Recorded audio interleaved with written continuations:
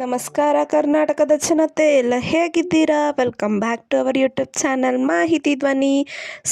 ಇವತ್ತಿನ ವಿಡಿಯೋ ಬಂದು ತುಂಬ ಇಂಟ್ರೆಸ್ಟಿಂಗ್ ವಿಡಿಯೋ. ಗೃಹಲಕ್ಷ್ಮಿ ಯೋಜನೆ 14ನೇ ಕಂತಿನ ಹಣದ ಬಗ್ಗೆ ತಿಳಿಸ್ಕೊಡ್ತೀನಿ. ಹಾಗೆ ಗೃಹಲಕ್ಷ್ಮಿ ಯೋಜನೆಯ ಹಣ ಯಾವ ಜಿಲ್ಲೆಗೆ ರಿಲೀಸ್ ಆಗಿದೆ ಅಂತಲೂ ಕೂಡ ತಿಳಿಸ್ಕೊಡ್ತೀನಿ. ಬನ್ನಿ, ವಿಡಿಯೋನ ಸ್ಟಾರ್ಟ್ ಮಾಡೋಕ್ಕಿಂತ ಮುಂಚೆ ನೀವೇನಾದರೂ ನಮ್ಮ ಚಾನಲ್ಗೆ ಸಬ್ಸ್ಕ್ರೈಬ್ ಮಾಡ್ಕೊಂಡಿಲ್ಲ ಅಂದರೆ ದಯವಿಟ್ಟು ಚಾನಲ್ಗೆ ಸಬ್ಸ್ಕ್ರೈಬ್ನ ಮಾಡ್ಕೊಳ್ಳಿ. ತುಂಬ ಜನ ವಿಡಿಯೋನ ನೋಡ್ತಾರೆ ಆದರೆ ಸಬ್ಸ್ಕ್ರೈಬ್ ಮಾಡ್ಕೊಳ್ಳಲ್ಲ. ದಯವಿಟ್ಟು ನಿಮ್ಮ ಸಪೋರ್ಟ್ನ ನಮಗೆ ಕನ್ನಡದವ್ರಿಗೆ ನೀಡಿ ಅಂತ ಹೇಳ್ತಾ ಇವತ್ತಿನ ವಿಡಿಯೋನ ಸ್ಟಾರ್ಟ್ ಮಾಡೋಣ. ಹೌದು, ಇವತ್ತಿನ ವಿಡಿಯೋ ತುಂಬಾ ಇಂಟ್ರೆಸ್ಟಿಂಗು. ಗೃಹಲಕ್ಷ್ಮಿ ಯೋಜನೆಯ ಪೆಂಡಿಂಗ್ ಹಣನ ಹೇಗೆ ಪಡ್ಕೋಬೇಕು ಅಂತ ನಾನು ಈ ವಿಡಿಯೋದಲ್ಲಿ ತಿಳಿಸ್ಕೊಡ್ತೀನಿ. ನಿಮ್ಮ ರೇಷನ್ ಕಾರ್ಡ್ ಏನಾದರೂ ರದ್ದಾಗಿದ್ದರೆ ಅಂದರೆ ನಿಮಗೆ ಯಾವ ಸೌಲಭ್ಯಗಳು ರದ್ದಾಗ್ತವೆ ಅಂತಲೂ ಕೂಡ ನಾನು ತಿಳಿಸ್ಕೊಡ್ತೀನಿ. ಬನ್ನಿ, ವಿಡಿಯೋನ ಸ್ಟಾರ್ಟ್ ಮಾಡೋಣ. ಹೌದು, ಏನು ಗೃಹಲಕ್ಷ್ಮಿ ಯೋಜನೆಯ 14ನೇ ಕಂತಿನ ಹಣ ಈಗ ಆಲ್ರೆಡಿ ರಿಲೀಸ್ ಆಗಿದೆ. ತುಂಬ ಜನ ಪಡ್ಕೊಂಡು ಇದ್ದೀರಾ. ಆದರೆ ಇನ್ನು ಗೃಹಲಕ್ಷ್ಮಿ ಯೋಜನೆಯ 4 ಕಂತಿನ ಹಣ ಬರದೇ ಇರೋರು ಕೂಡ ಇದ್ದಾರೆ. ಒಟ್ಟಿಗೆ ಇನ್ನು 6,000 ಪೆಂಡಿಂಗ್ ಹಣಕ್ಕೋಸ್ಕರ ಕಾಯ್ತಾ ಇರೋರು ಇದ್ದಾರೆ.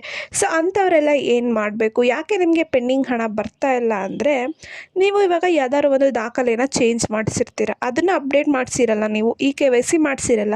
ನೀವು ಯಾವಾಗ EKYC ಮಾಡಿಸ್ತಿರಲ್ಲ ಆವಾಗಷ್ಟೇ ನಿಮ್ಮ ಡೇಟಾಬೇಸಲ್ಲಿ ಅಪ್ಡೇಟ್ ಆಗುತ್ತೆ.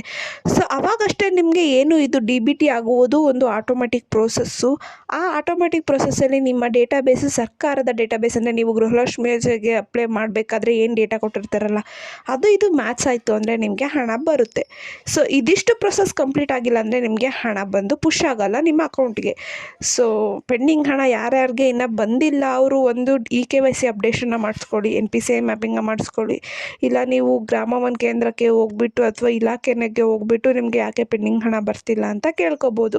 ಇನ್ನು 14ನೇ ಕಂತಿನ ಹಣ ಬಿಡುಗಡೆ ಆಗಿದೆ. ನಿಮಗೆ ಹಣ ಜಮಾ ಆಗಿದೆಯಾ ಇಲ್ವೋ ಅಂತ ತಿಳ್ಕೊಬೇಕಂದ್ರೆ ಯಾವ ಬ್ಯಾಂಕಿಗೆ ಹೋಗಿ ಅಲ್ಲಿ ಬೇಕಿಲ್ಲ, ಯಾವ ಲೈನಲ್ಲಿ ನಿಂತ್ಕೋಬೇಕಾಗಿಲ್ಲ. ಮನೆಯಲ್ಲೇ ಕೂತು DBT ಅಪ್ಲಿಕೇಶನ್ ಮೂಲಕ ನಿಮಗೆ ಹಣ ಬಂದಿದೆಯೋ ಇಲ್ವೋ ಅಂತ ಚೆಕ್ ಮಾಡ್ಕೋಬೋದು. ನಾನು ಆಲ್ರೆಡಿ ಒಂದು ಡೀಟೇಲ್ ವಿಡಿಯೋ ಮಾಡಿ ಹಾಕಿದ್ದೀನಿ, ಹೇಗೆ PNPನ ಕ್ರಿಯೇಟ್ ಮಾಡಿಬಿಟ್ಟು ಹೇಗೆ ನೀವು DBT ಮೂಲಕ ನೋಡೋದು ಅಂತ.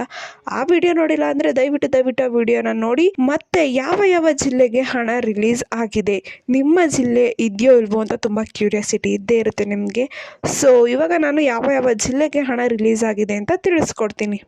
ಬರೋಬ್ಬರಿ ಇಷ್ಟು ಜಿಲ್ಲೆಗಳಿಗೆ ಇವತ್ತು ಹಣ ರಿಲೀಸ್ ಆಗ್ತಾ ಇದೆ. ಯಾವ ಜಿಲ್ಲೆ ಅಂತ ನೋಡೋದಿದ್ರೆ ಉತ್ತರ ಕನ್ನಡ, ಉಡುಪಿ, ತುಮಕೂರು, ಶಿವಮೊಗ್ಗ, ರಾಯಚೂರು, ಮೈಸೂರು, ಮಂಡ್ಯ, ಕೊಪ್ಪಳ, ಕೋಲಾರ, ಕೊಡಗು, ಹಾವೇರಿ, ಹಾಸನ್, ಬೀದರ್, ಬಿಜಾಪುರ, ಚಾಮರಾಜನಗರ, ಚಿಕ್ಕಮಗಳೂರು, ಚಿತ್ರದುರ್ಗ, ದಕ್ಷಿಣ ಕನ್ನಡ, ಬೆಂಗಳೂರು ನಗರ ಮತ್ತು ಬೆಂಗಳೂರು ಗ್ರಾಮಾಂತರ.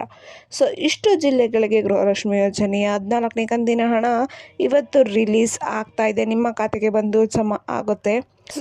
ಇದಿಷ್ಟು ಗೃಹಲಕ್ಷ್ಮಿ ಯೋಜನೆ ಬಗ್ಗೆ ಅಪ್ಡೇಟು. ಈ ಅಪ್ಡೇಟು ನಿಮಗೆ ಇಷ್ಟ ಆಯಿತು ಅನ್ಕೊತೀನಿ. ಇಷ್ಟ ಆದರೆ ದಯವಿಟ್ಟು ಚಾನಲ್ಗೆ ಸಬ್ಸ್ಕ್ರೈಬ್ನ ಮಾಡ್ಕೊಳ್ಳಿ ಅಂತ ಹೇಳ್ತಾ, ಇನ್ನು ವಿಡಿಯೋಗೆ ಲೈಕ್ ಕೊಟ್ಟಿಲ್ಲ ಅಂದರೆ ದಯವಿಟ್ಟು ವಿಡಿಯೋಗೆ ಲೈಕ್ ಕೊಡಿ. ಏನೇ ಪ್ರಾಬ್ಲಮ್ ಇತ್ತು ಅಂದರೆ ಕಮೆಂಟ್ನ ಹಾಕಿ. ಧನ್ಯವಾದಗಳು.